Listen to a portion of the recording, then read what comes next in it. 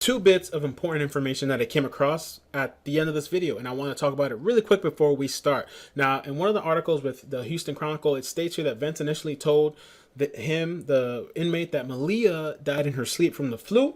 And if you know from previous articles like ABC and Quanell and all those other people that stated that, Vence said that it was a mistake. Now, let me just say this, okay? I really hope that this is not what you plan to go into court with, that it was a mistake and that she died in her sleep and it was the flu. Please have something better than that, because anybody with not even like a quarter of a brain can tell you BS. Next little tidbit to keep in mind throughout this entire video is that the Smart Scholars Foundation is actually honoring Quanell X and Tim Miller, which is pretty interesting. With cadaver dogs 3 days ago. It was there 3 days. A couple of days ago, so they didn't mess with it, and that was 2 or 3 days ago.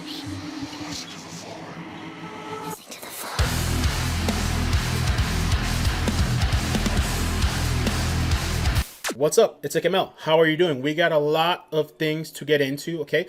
Before this thing came out in the news, I was actually told beforehand. If you see my posts on YouTube, if you see my posts on Facebook, I said something was dropping in the news. I even knew it was about the inmate. I just didn't want to put that out there like that.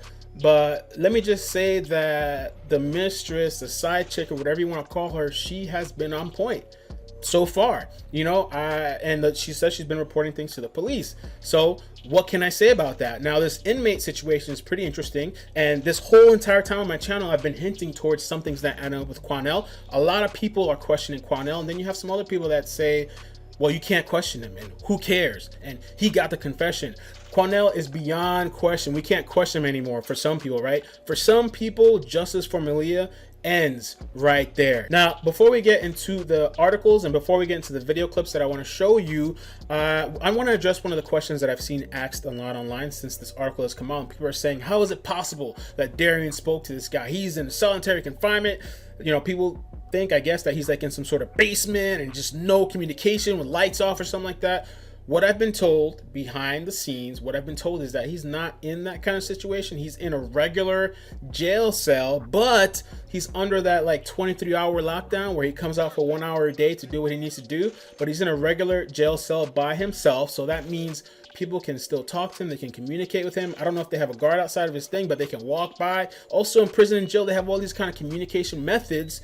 So that is a way and possibility how he spoke to an inmate. Also, his own lawyer affirms that he believes he actually did speak to an inmate and give this confession. So if his own lawyer is saying that, you know, I don't know where else to go from there. It could be a strategic move, but let's go a little bit further. So people were saying, and this was one of my biggest questions, I can't blame people for having this question, is why would he confess now? It doesn't make any sense. Why? After a month, after weeks, why? What I've been told is that, okay, Derion was in bad health. Okay, he wasn't eating in there. I think his father said that. It was reported that he was losing a bunch of weight. He was paranoid about people poisoning his food. So the only kind of food that he could eat, I guess, is commissary.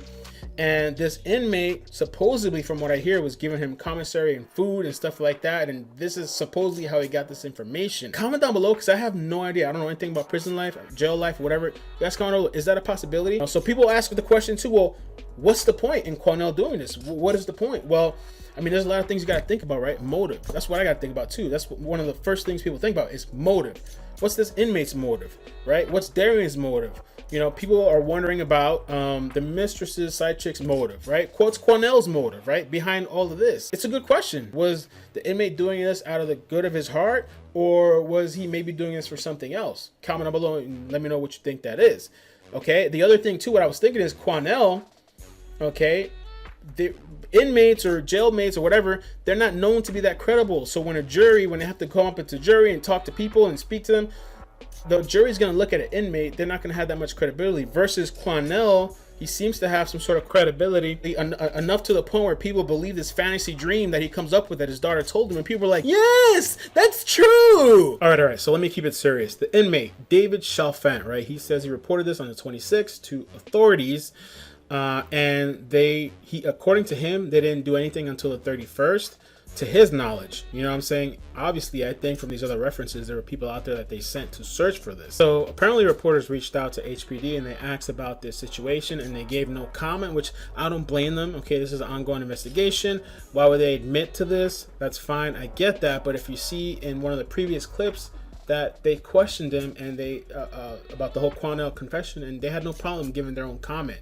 But now with this situation, instead of flat out denying it, no comment. Are you concerned about the legality of what Derion Vence told Quanell X and whether it'll be allowed to be used in court? Let me tell you something. When he told Quanell X, we already knew who the suspect was. I'll take it back a little further for you too. May 31st, right? When police were asked by reporters, hey, we heard reports that there were officials, there were people out there already before the 31st at that location. They denied it. But with today's report, no comment. We heard that HPD has already been in Arkansas for a few days. Is that correct? And how did you... That's not correct. I mean, that's all I'm saying is I like to ask questions. I'm going to play this clip a little faster than normal because I think most people have seen it, but I think it's important to place it in here for the context with the mysterious cadaver dogs. What's that about, right? The mysterious cadaver dogs, a lady out there with cadaver dogs searching in the area days before Quanell. You don't think that's a little mysterious? Or do you find the Quanell fairy tale dream as fact? Jeff, a question here for you regarding cadaver dogs. We're hearing that a private citizen had gone out there to Hope with cadaver dogs 3 days ago, and potentially Houston officials were there as well on the ground. So with the whole Quanell situation, you have some people that agree, you have some people that disagree, and I welcome everybody, okay? If you disagree, put down below why. Now, I want to show you another part of this extended clip where they say that this woman out there, she didn't want to give her identity, this just mysterious woman out there. If that's not weird, bro, I don't know what else is weird. That a woman in that specific location, I mean, I don't know how people could not believe that and tell me that's speculation, but people believe Quanell's dream that his daughter gave him the location before and that she knew that Maleah was going to be ripped to shreds and they were going to be searching for her the next day, and people find that acceptable.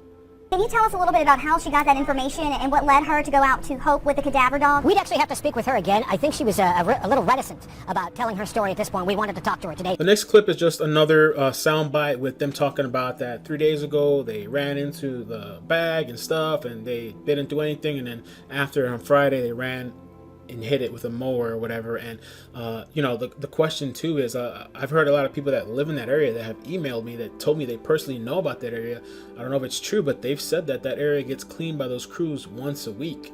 So if Maleah's been there all this time, if we're to believe she's been there all this time, why is it just now that this happened? You know, there's a lot of theories out there. Maybe she's been moved around multiple times, which is one of the theories I brought up in the beginning, because the mother withheld information for 7 days. I don't know how anybody can do that if your child is missing. That doesn't make sense to me either. That a litter crew found a garbage bag covered in blood and worms 12 miles south. It was there 3 days and accidentally hit by mowers before investigators got there. Now, just to play a little bit of devil's advocate, or just to present the other side a little bit, which I think there's a lot of people out there already doing that. This guy that was out there, the search crew guy with the hat on, the cowboy hat, I guess he was representing him, or chief or boss.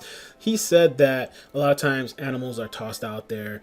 So that was the reason why when they first ran into them, they ignored her and whatever. And that's convenient, and that's possibly true. And I've heard that out there, but it doesn't explain away the cadaver dogs. That's why I put all these clips in there for you, so they can try to explain away as much as they want to explain. But there's a lot of things that don't make sense. So I would love to know how you feel. Do you agree? Do you disagree? Are you in the middle?